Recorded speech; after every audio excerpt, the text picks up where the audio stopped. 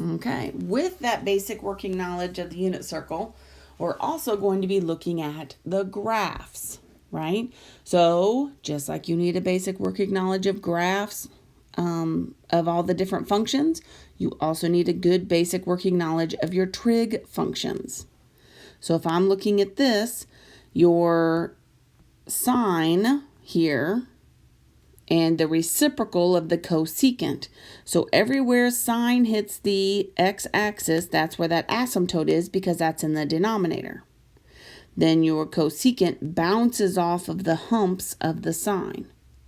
And then just is just your basic sine curve, right?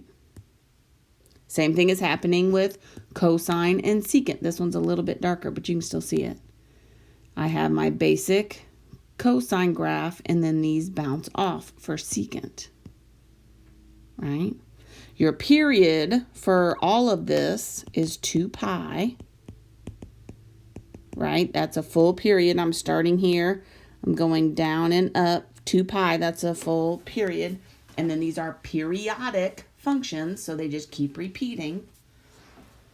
The main kicker that you have to pay attention to, when I'm talking about sine, it starts, right? Their periodics don't really start or anything, so it starts, I'm giving that the generic view, at 0 for sine, and on the axis, that y-axis, cosine is up at 1. Otherwise, it's just that periodic sine and cosine function. You wouldn't know the difference because cosine is just a transformation of sine, right? That pi over 2 transformation. Yeah. Good. When I'm looking at tangent and cotangent,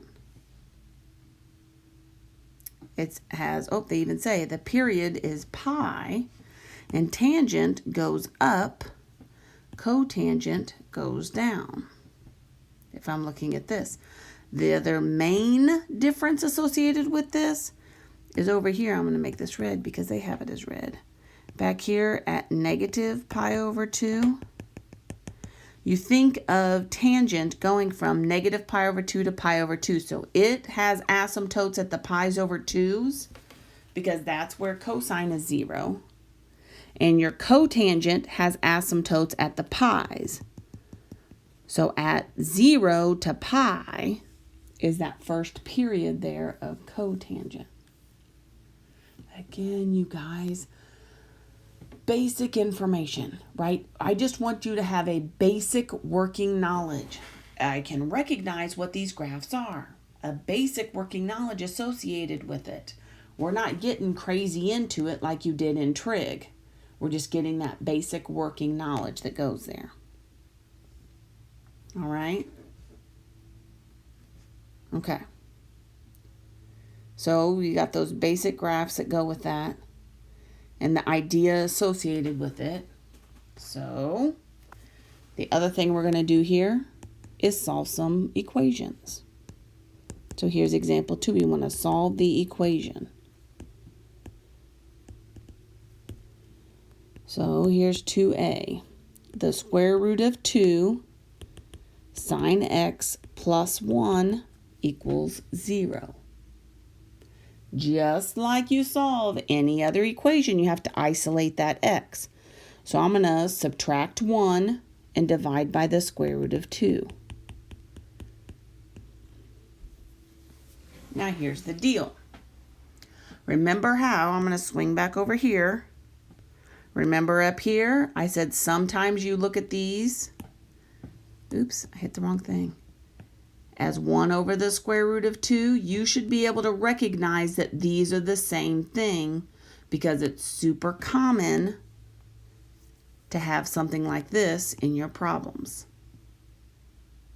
All right, so now, when I'm looking at this, the question that you're asking yourself is, what angle gives me the value negative 1 over the square root of 2 for sine of x? That's my question. what angle is going to give me that value of 1 over the square root of 2. Oh, I forgot to write it in here, but this is going from 0, which is less than or equal to x, which is less than 2 pi. So it's going to be where x is between 0 and 2 pi. Okay, so now I say I have to have a negative. Where is sine negative? Down below, right? Because that's where my y values are negative. Good. I know that it has to be negative. If I'm looking at my pi over 4, so if I'm looking at my unit circle, this is 4 over 4. So this would be 5 pi's over 4. And then this is 8 up here at 2 pi.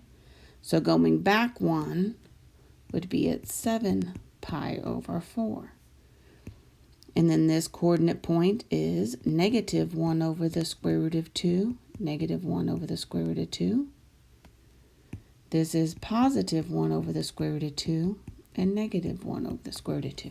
The only thing I'm concerned about is that my y value is negative.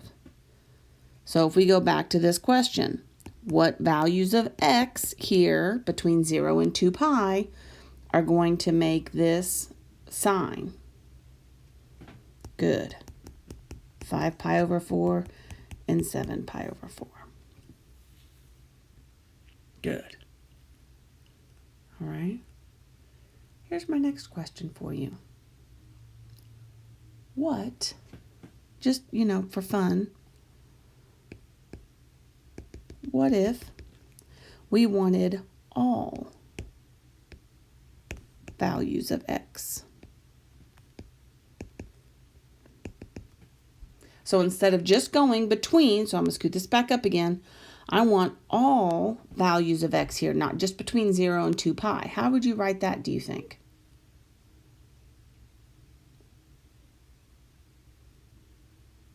Yeah, because I'm talking about coterminal angles.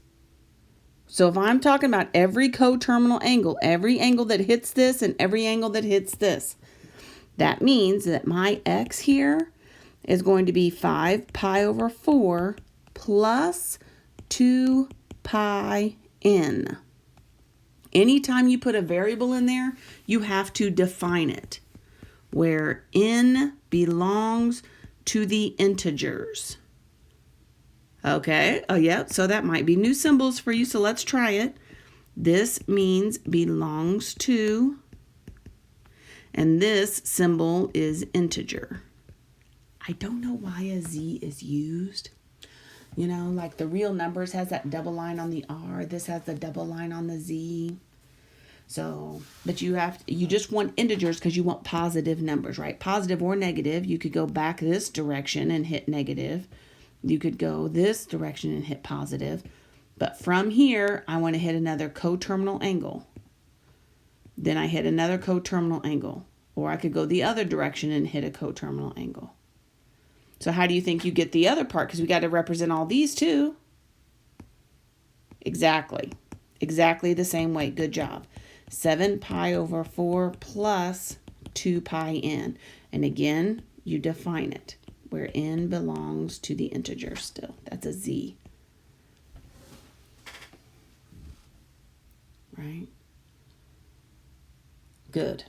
So if I want all, then you have to hit those 2 pi's. If I only want just between 0 and 2 pi, then that makes it easier for me. Okay, let's do one more.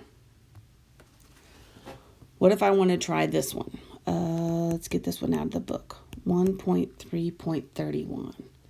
I want to say, what is sine squared theta equal to 1/4? How do I get, and this is just going to go between 0 and 2 pi.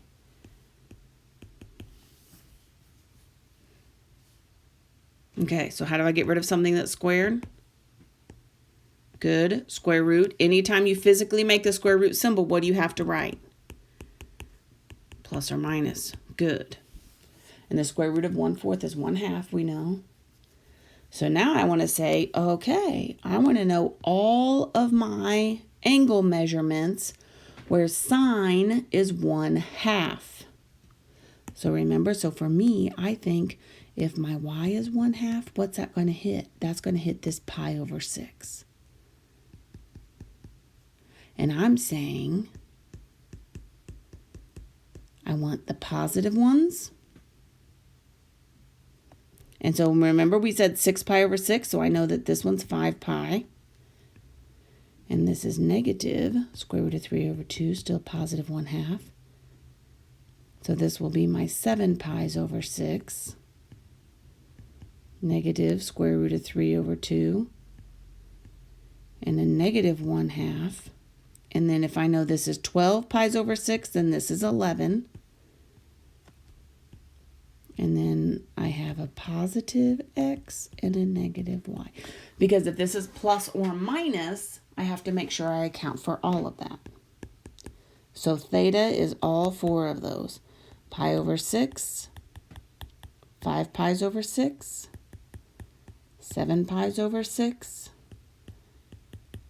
and 11 pi's over 6. All right? So make sure you're doing positive and negative when you have that squared. So just for, fun, what if I want all theta, all values of theta, because I'm using theta here.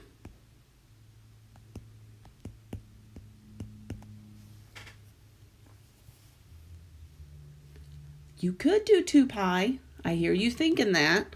You could do 2 pi, right? Pi over 6 plus 2 pi.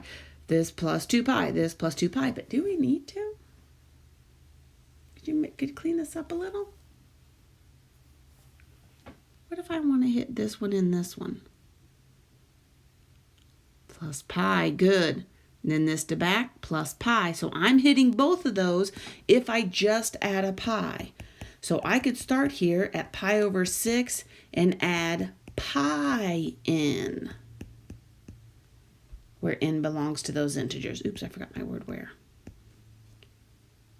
Right, so that takes care of both of these.